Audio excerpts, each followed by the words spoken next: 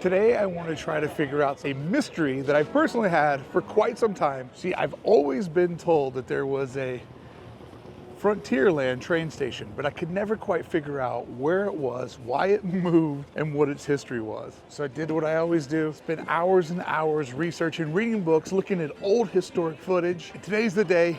It's Jordan's on-the-ground research to figure out the mystery of Disneyland's abandoned train station. Let's get started. So believe it or not, our journey today starts in New Orleans Square, not in Frontierland. When Disneyland opened in 1955, the Frontierland train station sat just about where the Blue Bayou restaurant is today. You can look back and see that it was a small, modest building that matched the park's simpler, less crowded beginnings. Back then, when folks were more behaved, you didn't need a lot of fancy rails and gates. You can see the easy access to get on and off the train because back then, people were a little bit more rich with this thing called common sense. When you're looking at old footage or old photos, the way to know that you're looking at the original Frontierland train station is it's just a small building. No canopies on the left and right, just a small little structure with a platform for guests to stand on as the train would come up and grab them. Tickets would be purchased for the train here at the station, adding to the realism of a functioning railroad depot. Both the Main Street station and the Frontierland station are the only two buildings at Disneyland that are at full scale. As guests would walk through the park and they would see a full-size building as their first building, it would then make you think all the other buildings that you'll see throughout the day are full scale. But we all know that's simply just Disney magic. To understand why the Frontierland station even existed, we need to look at Walt Disney's vision for the Disneyland Railroad.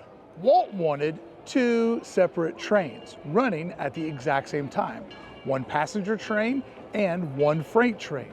Each train had its own station to board guests, where guests could get on Retlaw 1, which serviced Main Street, while the freight train, Retlaw 2, stopped at Frontierland. Walt even went as far as to design the freight cars to resemble cattle cars, so guests could feel what it's like to ride as livestock. Guests would board by walking up ramps like those that you would see in a stockyard, a nod to the cattle car theme. Realistic? Yes. Popular? Not at all. Guests quickly complained, and the cattle cars were replaced with open-sided cars and bench seating like we know today.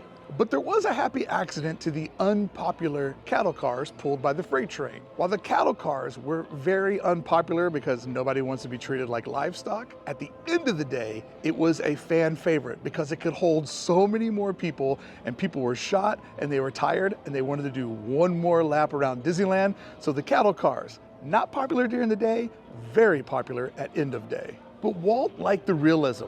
Park guests could watch as the brakemen worked the system in manual switches, opening and closing them to divert one train onto the side in order to pass the other train standing at its station. For Walt, this hands-on operation was as much as part of the experience as the ride itself. Hey friends, make sure you catch the next train on Hey Brickey by subscribing to the channel. That is the easiest, freest way to support all the content and keep going on all these wild rides with me. I appreciate you so much for showing up and even more for subscribing to Hey Brickey. Now back to finding out more about Disneyland's abandoned railroad station. The leapfrog system required manual switches to allow one train to pass while the other was stopped. But as with many of Disneyland's early operations, the planning outshone the execution. Within the first week of the park's opening in July of '55, disaster struck the Disneyland Railroad. A young brakeman, eager but inexperienced, was stationed at the Main Street train station. The passenger train was stopped at the station when engine number 2, pulling the freight train, approached on the main line. The manual switch was set to the open position, diverting the freight train onto the passing track to allow it to go around the stationary passenger train. But then, in a critical moment of misjudgment, the brakeman closed the switch before the rear truck of the caboose had cleared. This mistake caused the front wheels of the caboose to follow the rest of the train onto the main line, while the rear wheels veered onto the siding. The result? A 5-ton caboose was thrown sideways, with its rear end swinging dangerously out over the crowded walkway below, where guests passed through the tunnel under the train stop. Now, fortunately, a sturdy concrete slab halted the caboose before it could fall further, but the impact caused it to derail. Amid the commotion, the brakeman who threw the switch too early, legend has it, went to his locker, grabbed the stuff, and was never heard from again. I think that's polite folklore for he was fired instantly. So it is my understanding that when the train derailed, it was this piece of concrete right here, this little concrete retainer wall that kept the train from falling on all the people entering below.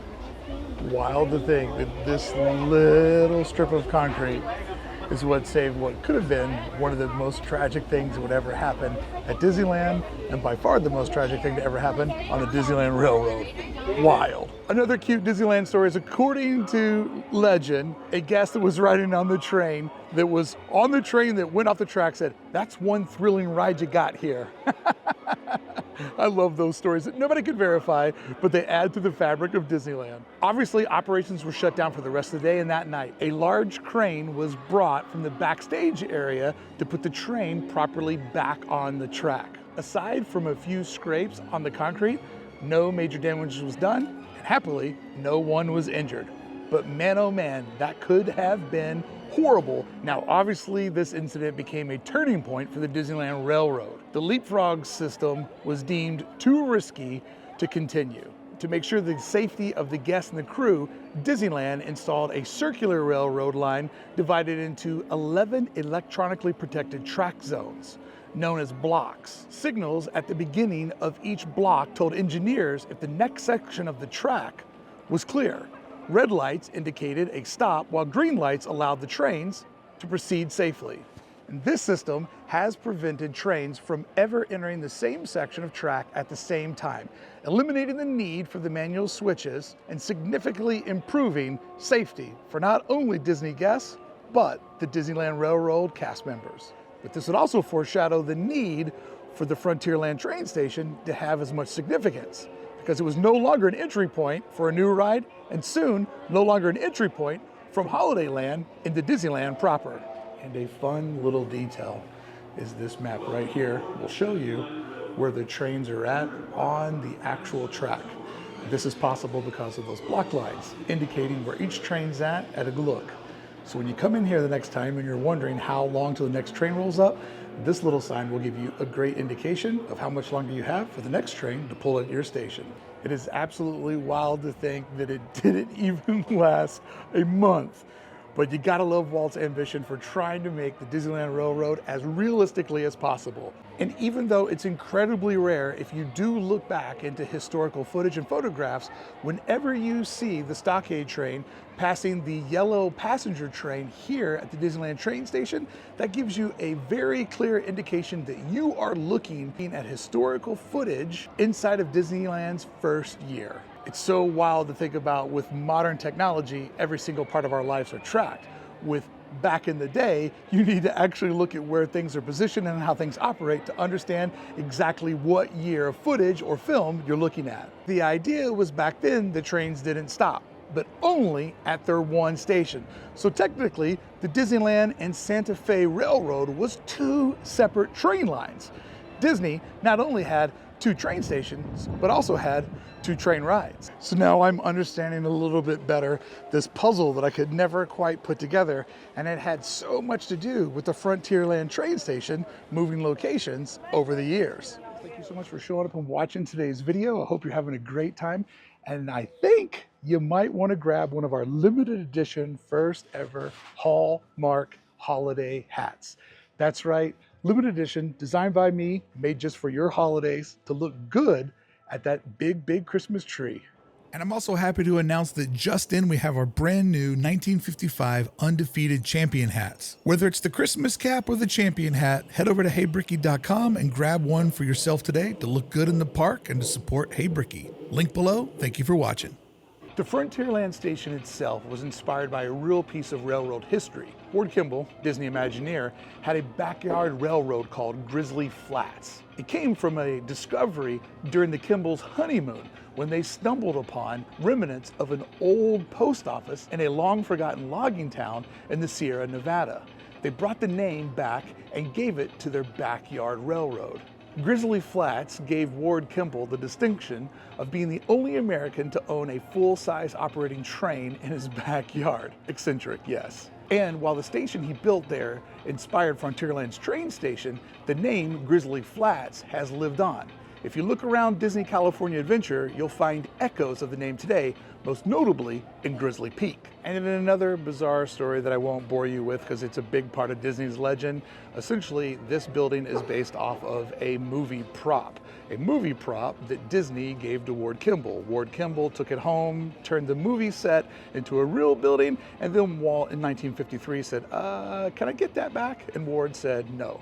One of the things I love about Ward Kimball, he was the one guy that would always bust Walt Disney's balls. We'll definitely be doing a biography on him at some point because he was the guy who always gave Walt a lot of shit. And I think that's kind of healthy when you're somebody who has as much influence and power as Walt Disney.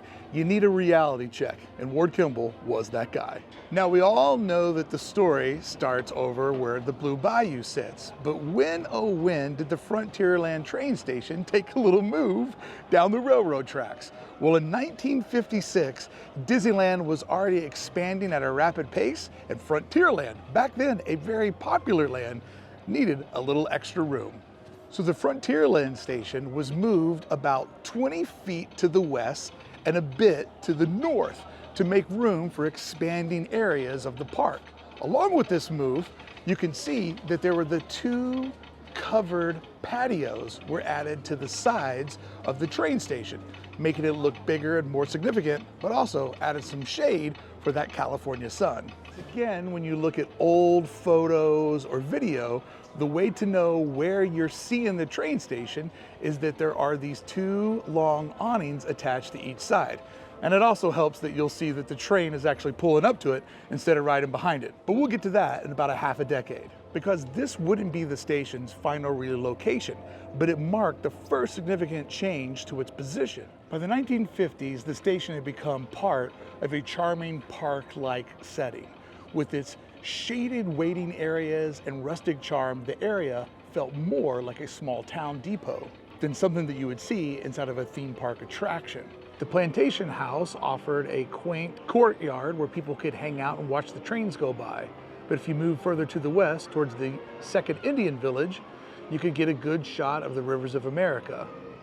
Like this old Kodak ad that was filmed right on the banks of the rivers of America, where here we see this lady, but then as she turns around, it gives you an idea of just how close the train station was to the shoreline. It was a quiet corner of Disneyland where the magic of railroading came to life, a perfect blend of storytelling and the realism that Walt Disney loved to merge together. And adding to the charm was an observation platform specifically built for guests to get up-close views of the steam locomotives. It was about right where I'm standing today, an observation deck just for train enthusiasts. What simpler times. This unique feature allowed visitors to marvel at the machinery of the trains, sparking nostalgia for a simpler time when railroads ruled the American landscape.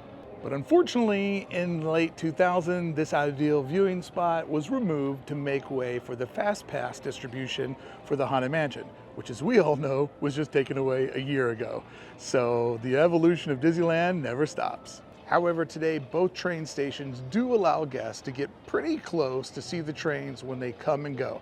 You're always welcome to just watch. You don't have to board the train. If you just want to sit on a bench and watch the rest of Disneyland, go right by. And as today I'm surrounded by construction walls, the observation deck to me is a bittersweet memory. It remains a symbol of how Disneyland once blended the excitement with the quiet appreciation for the details of immersion and its environments. And this building has been behind construction walls for like over 2 years now. Things have changed. No railroad is complete without a water tower, and the Frontierland water tower is the only operational one on the Disneyland Railroad. Engineers use this tower to refill the steam engines several times a day, adding anti-foaming and anti-scale chemicals to keep the boilers running efficiently. The water tower you see behind me today is the third incarnation of this structure, installed in the mid-1990s with an internal plastic liner to replace the original wooden tank, which had began to rot. Its 1,200-gallon capacity, though, is smaller than a traditional railroad tank, but it's perfectly suited for Disneyland steam trains. The tower's design includes clever forced perspective, making it appear larger than what it actually is, with its I-beam framework encased wooden plank for a more authentic look. Disney even aged the watering tank by adding on a historic logo using traditional railroad fonts to just make it feel like it had been here way longer than the park, even though the water tower is one of the newest things here at the Disneyland Railroad. In this same area, you'll find another hidden piece of railroad history. There's a blowdown vent. This structure handles the dramatic purging of steam and sediment from the engine boilers, safely directing the explosive blast of steam into a storm drain behind the freight house. The train just made that loud noise, and then we saw the steam behind the station house. That's exactly how that system works to blow out all that sediment. I love that I now know this. In 1962, the station moved again for its last time, this time to make room for New Orleans Square. To accommodate the new area, the Swift's Chicken Plantation House, a popular dining spot, was also removed, and the park was reshaped into what became Magnolia Park from 1962 to 2023, when Magnolia Park underwent another major revision to make more room for the ever-growing and oh-so-popular Haunted Mansion, reducing the park space to optimize guest flow. The building itself was relocated across the tracks, where it became a scenic backdrop for the area. To accommodate guests, a covered platform with no station building was built on the opposite side to serve as the new Frontierland station. It was officially renamed the New Orleans Square Station, completing the transformation. So if you're like me and you've always wondered why the station looks the same in older photos, despite its relocation, the answer lies in its symmetrical design. The backside of the station is a mirror image to the front. That's why I've always been confused looking at old photos and old footage. It's the same building on both sides. So when they moved it over, or the tracks went around it, allowing it to look very similar in old photos and old footage, because it's just the same on both sides. It's just the train used to go to the other side, not this front side the guests used to enter. This gave way more room for the park setting of Magnolia Park, but also pushing this train station back allowed the forced perspective of the Haunted Mansion to look more realistic. It's pretty easy to imagine that if this station was where I'm standing at, it would make the mansion look much smaller. Kind of like the new gift shop that just showed up between the mansion and Tiana's Bayou Adventure. Ugh.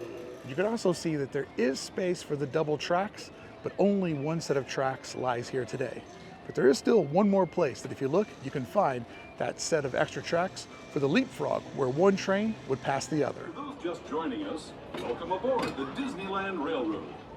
To ensure a safe ride, Now, if you're wondering what happened to the old cattle cars, it still does circulate all around Disneyland, but now it's called Holiday Red.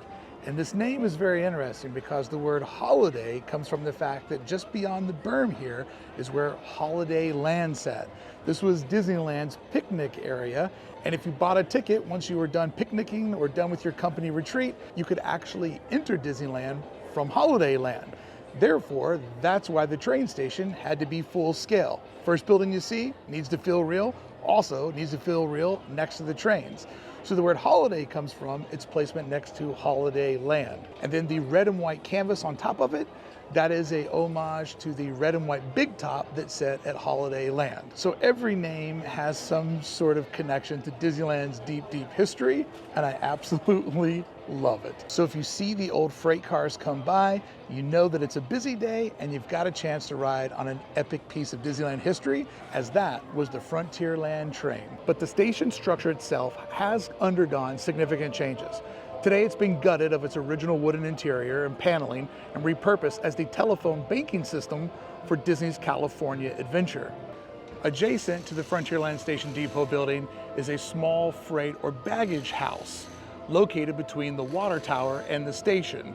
Inside the new enclosed structure serves as a practical space for cast members, housing a break room, restroom, water fountain, and chains and poles and ropes so that they can set up for the overflow queues of events like Fantasmic or when the Haunted Mansion gets out of hand. And that all happens in this little building here, which was once just the covered awning that was added in the first move, and now in the third move has been turned into an enclosed structure. No square inch goes unused at Disneyland. And for train enthusiasts, there's the final evidence of Disneyland's original 2 train system. The lonely stretch of track visible out the fireman's window at the Main Street station is the last indication of the passing sidings where trains would leapfrog around each other. This small detail is a tangible connection to the park's earliest days of operation, Walt's vision, and a fascinating piece of Disneyland Railroad history. In 1992, Disneyland offered another nod to the Frontierland train station and its rich legacy with the opening of the Toontown Railroad Depot, where the cartoon structure is a reimagined version of the Frontierland Depot, designed to reflect Toontown's playful architectural style while honoring the classic station's design. An interesting thing to keep in mind about the Disneyland Railroad is it's never once had a crash. And due to the efficiency of railroads, its runtime is way more consistent than any other attraction inside of Disneyland. If it's operational, it's running. Hardly ever breaks down. It is old faithful. That's why America was built on trains. And absolutely the best detail in this entire area is the echoes of Walt's voice that you'll hear every single day in this part of the park, where Walt once walked through here, told Lillian, his wife, that he was trained in the art of telegraph. And that was inspiration for taking Walt's opening day speech and turning it into the clicking that we hear behind us, making it to where Walt's voice is still heard in the park every day at Disneyland. And it's even sweeter that that echo is heard around the thing that inspired the whole park, Walt's love for railroads and railroad stations. And now we all know about the abandoned train station that lies within our view, but out of our reach.